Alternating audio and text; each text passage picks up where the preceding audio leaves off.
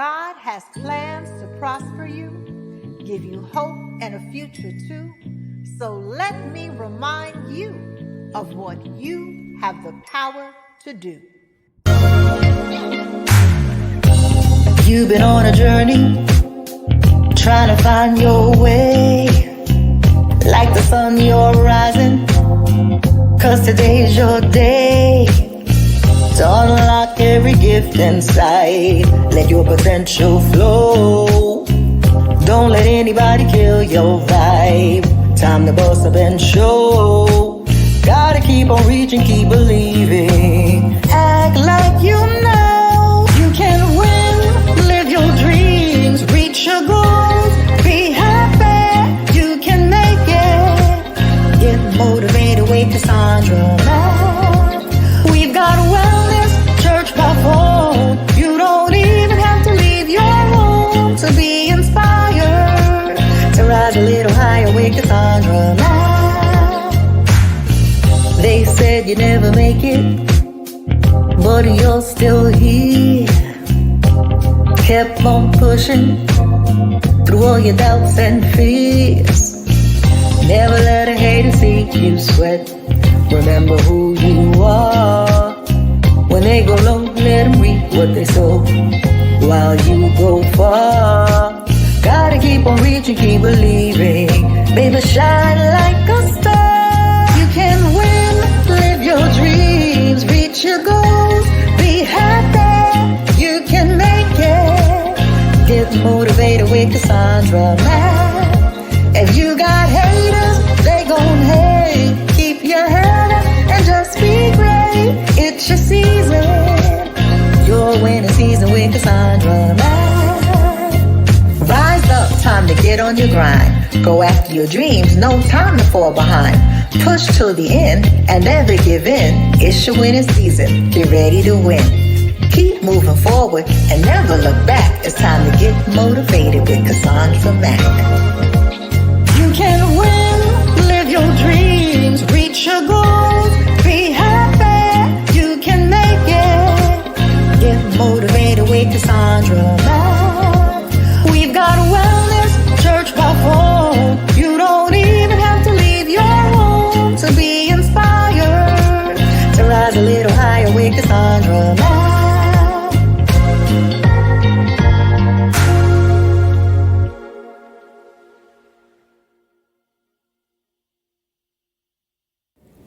Have you ever met someone who seemed seemingly nice, maybe even charming, yet there was a cold, quiet dread that settled in the pit of your stomach the moment you shook their hand? Or maybe you were a child and your parents told you to give somebody a hug and you didn't want to give them a hug. And when they came over to give you a hug, your body recoiled. That sensation, whether it's chills down your spine, a tightness in your chest, or just the unexplainable urge to leave the room when you get a bad vibe about somebody, that isn't just anxiety coming out of nowhere. It's your body's hardwired intelligence sounding the alarm. It is a lifetime, especially when we become adults, of your own lived experience screaming what your conscious mind hasn't yet processed. It's screaming danger. It's warning you that you are not safe. And even as children, we have that built-in alarm system. See, the body is not just a vessel for the spirit and the soul. It's a sophisticated record-keeping system. It stores every trauma, every slight, every stress you've ever experienced. And so when you encounter a person or even a situation that echoes a past negative experience, even if you can't consciously recall it in your mind, the body remembers. The body keeps score. The body never forgets. And it's going to sound the alarm in the form of a physical sensation that we often refer to as instinct or a gut feeling. And that's to protect you from potential harm. In today's video, we're going to be talking about the importance of listening to your body. The importance of honoring your gut instincts. Today's video is being brought to you by my book, Simple Prayers for Spiritual Warfare.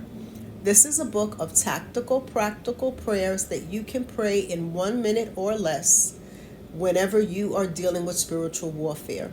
Each prayer starts with a specifically chosen Bible verse that speaks to that aspect of spiritual warfare, and it helps you to pull down strongholds and to intercept the enemy's plans. There is also an assessment so that you can figure out if what you're dealing with is spiritual warfare. So there's a spiritual warfare assessment. It takes you through a series of questions to help you gauge if the situation you're dealing with is spiritual warfare in nature. We also now have a new chapter, so it's an expanded version that deals with spiritual warfare in the workplace, like a boss who plays favorites, when you're called into meetings that feel more like ambush, when you have a coworker who's a snake. There are also prayers for that. So the link is in the video description box for those of you who are interested. So I want to talk to you today about why it's important to listen to your body.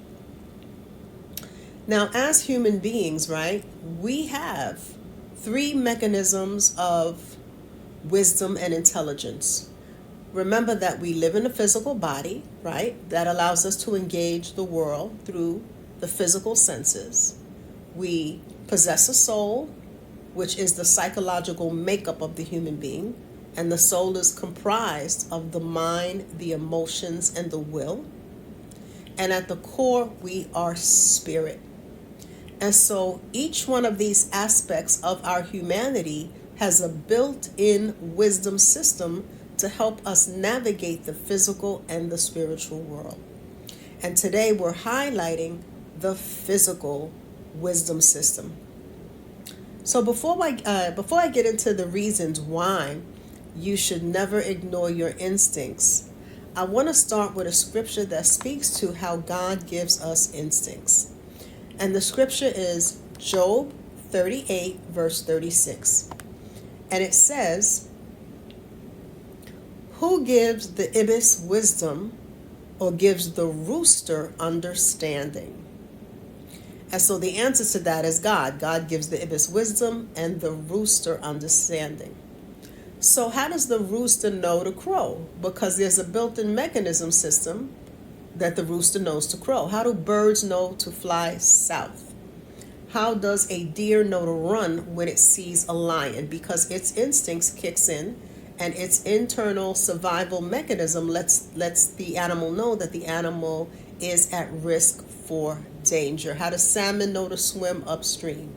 So there is a degree of wisdom in the form of instinct that God puts into each of us, both animal and man, so that we are able to navigate the physical world. Now, instinct is different from discernment. So we're talking about instinct here. They are not the same thing, although they're designed to work together. But today's video is talking specifically about instinct, not discernment, not spiritual discernment. So when you think about the fact that God gives the ibis wisdom and the rooster understanding, then it makes natural sense that he's also going to give mankind a physical mechanism to be able to quickly use that physical warning system to navigate the physical world. So let's look at some reasons why it is important to listen to your intuition, to trust your gut, so to speak. Number 1, your body processes information faster than the conscious mind. When you get a gut instinct, it's immediate. So if you were walking down a dark alley by yourself and you felt that something was off, and you start picking up the pace, walking faster, and really paying attention to your environment so that you can get out of that dark alley. And maybe you walked down the alley by accident, like you didn't know the directions, you didn't know where you were going. There's a reason why you're picking up the pace if you sense that you're in danger, if you sense that you're hearing footsteps, and you do it instantly. It's not like you sit there and you think about it and you say to yourself, should I pick up the pace? Let me look at all the reasons why it makes sense to pick up the pace. You don't have the time because your survival is counting on you acting quickly. And so the conscious analytical mind, which has to take you through a process of critical thinking, a process of weighing the pros and the cons, you don't have that.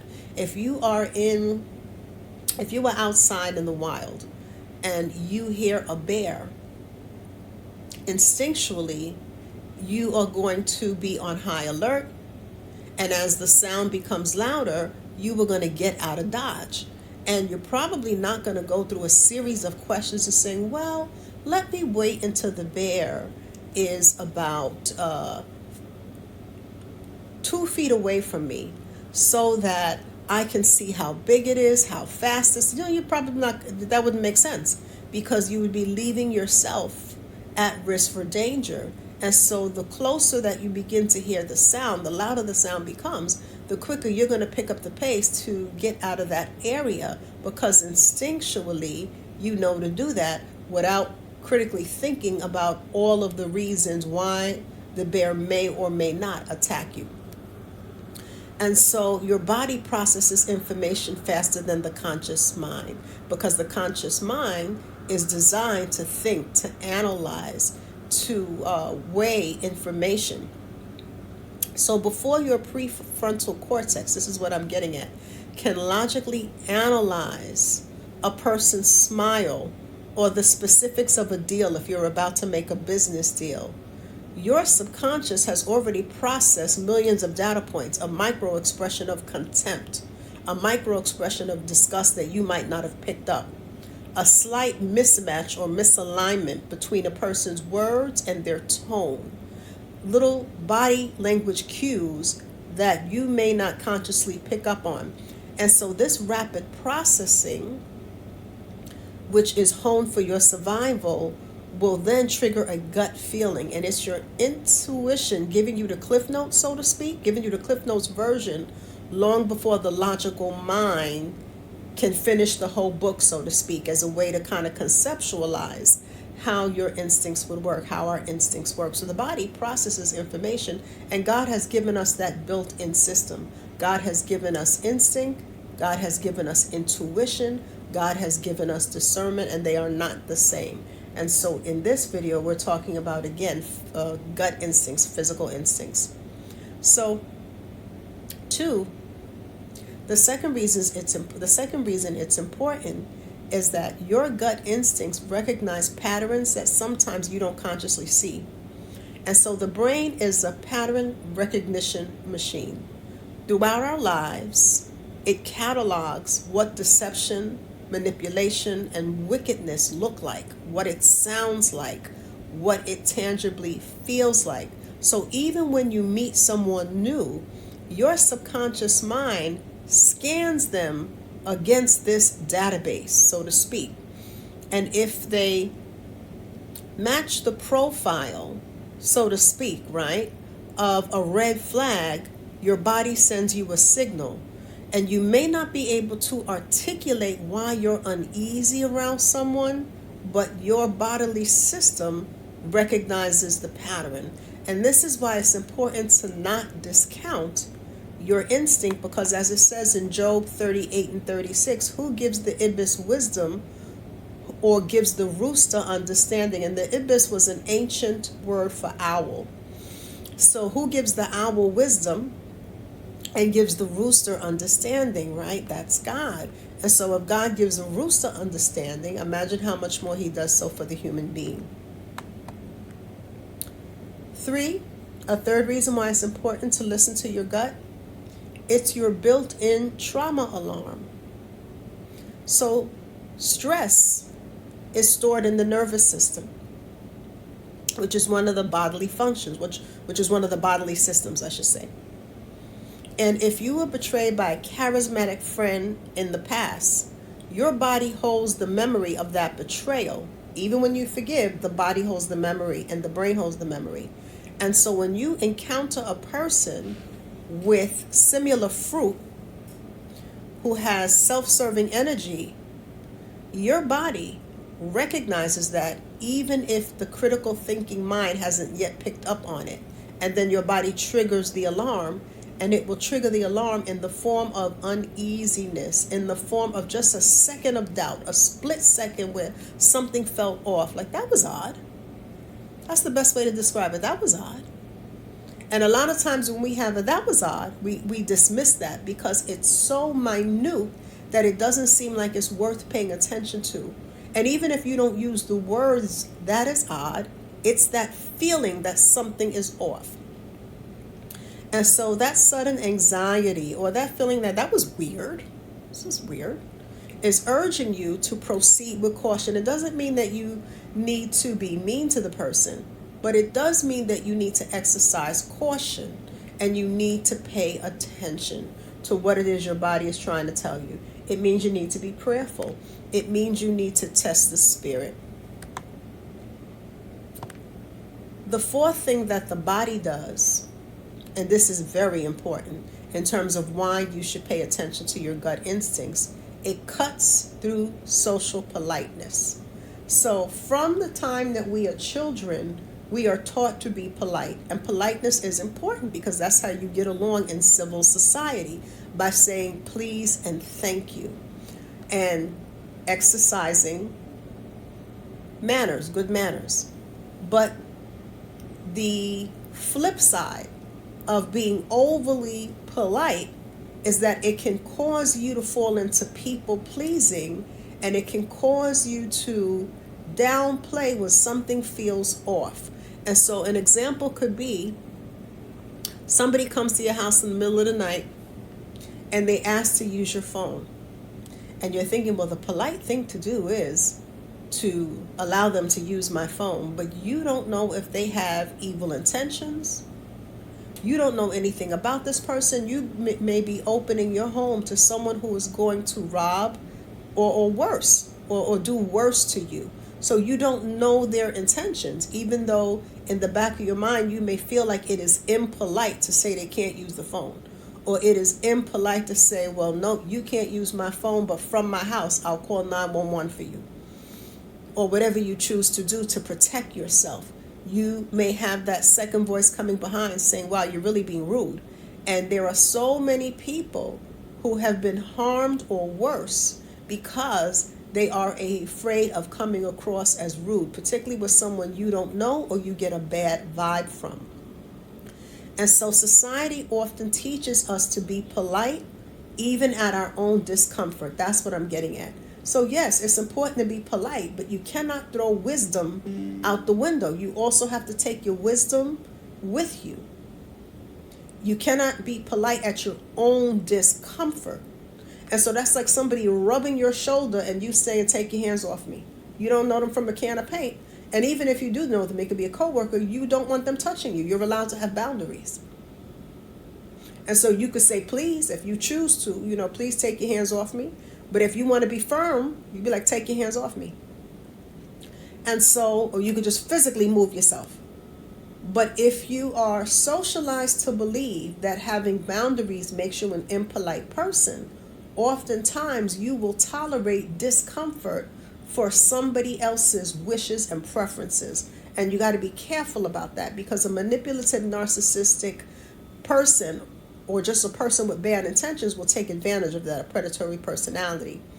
And so when you give people the benefit of the doubt and you ignore what you may call a silly feeling, you can find yourself in situations that place you at risk or that make you extremely uncomfortable or unsafe.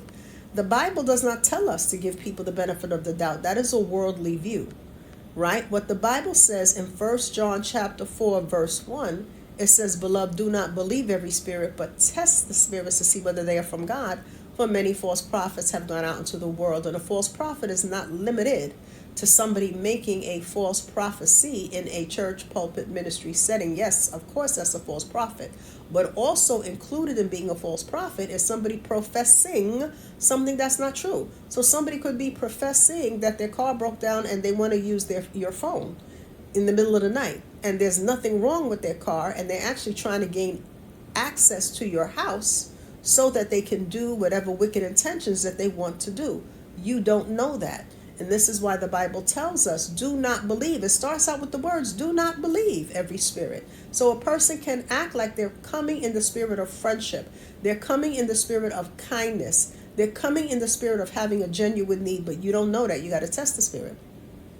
So the world tells you one thing, but as believers, it is important that we are following Scripture. And this channel is for believers. And so if you don't subscribe to biblical wisdom, then this channel is not for you, because you know Miss Mac is not going back and forth with people about the Bible. So if you come with the foolery, you already know my team will delete your comments. I do not post for your agreement. I post as I am led by God. You don't like it, the door goes both ways. So a lot of times your gut feeling will bypass the narrative in your head that says, I don't want to be rude. Your gut feeling is going to bypass that, because your gut feeling sees through the thing that the person is trying to hide, and it delivers the truth. It is the part of you that knows a charming facade is just that, a fake facade. And it refuses to be polite in the face of potential threat. When your life is on the line, when you are at a risk of being harmed, whether it's emotional harm, financial harm, or physical bodily harm, you can't be polite. You have to protect yourself. 5, it is your God-given physical mechanism to move through the world. And so when you think about our ancestors, right, in the days of old, the ability to quickly figure out friend from foe was a matter of life and death. Particularly when you had different tribes that didn't speak the same language. You don't know if somebody was coming to kill the whole tribe and take your resources, or whether they were coming to join your tribe. And so you had to quickly figure it out. And if you didn't speak the same language, you could not rely on verbal communication. So you're relying on your instincts. And so those who hesitated to trust a gut feeling around a new tribe or even a strange animal, they didn't survive to pass on their genes. And so your gut feeling is a direct line to this evolutionary instinctual wisdom. It's a primal physical tool that has kept humans safe throughout the ages, and it hasn't become suddenly obsolete. It's still important today. And so learn to trust your gut, because as Job 38:36 says, who gives the ibis wisdom or gives the rooster understanding? And if God gives the owl wisdom and the rooster understanding, he gives humans wisdom and understanding. And this is important. And so today we're talking about bodily physical understanding. Again, I do want to clarify. We are not talking about intuition, because it's not the same as instinct, even though people use those words interchangeably. And we're not talking about discernment, spiritual discernment. That's not the same as intuition and instinct, even though people use those 3 words interchangeably. If you've come to my workshop on discernment, then you know that those 3 words, even though people commonly use them interchangeably, are not the same. We gave a whole breakdown on the specifics of each of those words and how they're designed, how all 3 of those types of wisdom are designed to be used in harmony. See, here's the thing. The mind can be convinced, charmed, and lied to, but not your body. So even in dating, if you have a physical type that you like, the mind can be charmed. So if the person meets the criteria of the physical type that you're attracted to, the mind can be charmed. The heart can be charmed. A lot of people fall for people who are no good for them, who don't have good intentions for them. But that body can't be lied to. That body, even if it's for a second, is going to feel something doesn't match. Or you're always questioning, do you really care about me? There's a reason you're asking that question, because something is off. You are recognizing patterns. You are beginning to see that behavior and words don't match up. Your body always recognizes deception and wickedness. Your body is your friend. Start listening to it, especially when your body is telling you that something is off about a person, because just how God gives the ibis wisdom and the rooster understanding, he gives the human beings the same thing. So I hope that this has helped.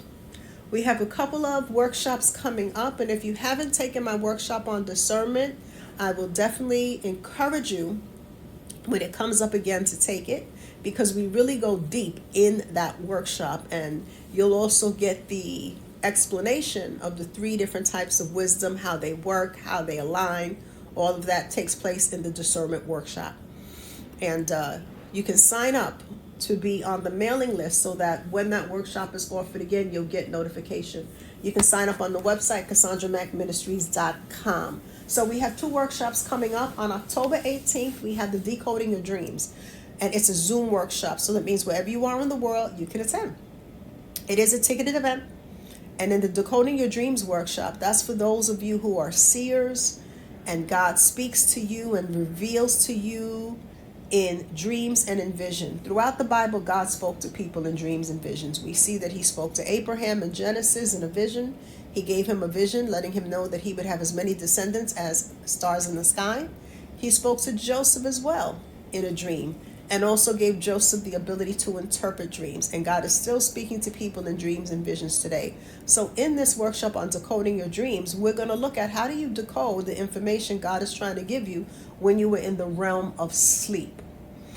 How do you begin to decode the symbols? What do the symbols in your dream mean? If you remember when the Pharaoh had the dream of the 7 gauntly cows and the 7 healthy cows, the dream was never about cows. The dream was about a famine versus a time of harvest. And so how do you begin to decode the symbolism in your dream? How do you steward the dream? What does God want you to do with that information? If you're having dreams and vision, it's for a reason. So how do you steward that? We're going to be diving into that in this workshop. So a lot of you ask questions about dreams. The way to get your questions answered is attend the workshop. So that's how you would get your questions answered. And if you are a dreamer or a seer, make the investment. There's a reason that God has given you this gift. It is for you to cultivate and nurture it. So you'll see the link in the video description box. All of my workshops come with digital workbooks. So you will get a digital workbook, which is an e-workbook that comes to you as a PDF file for you to download and print out. And you can use it during and also after the workshop to continue your growth. So your investment pays off for years to come, because the workbook is something you can keep referring to time and time again.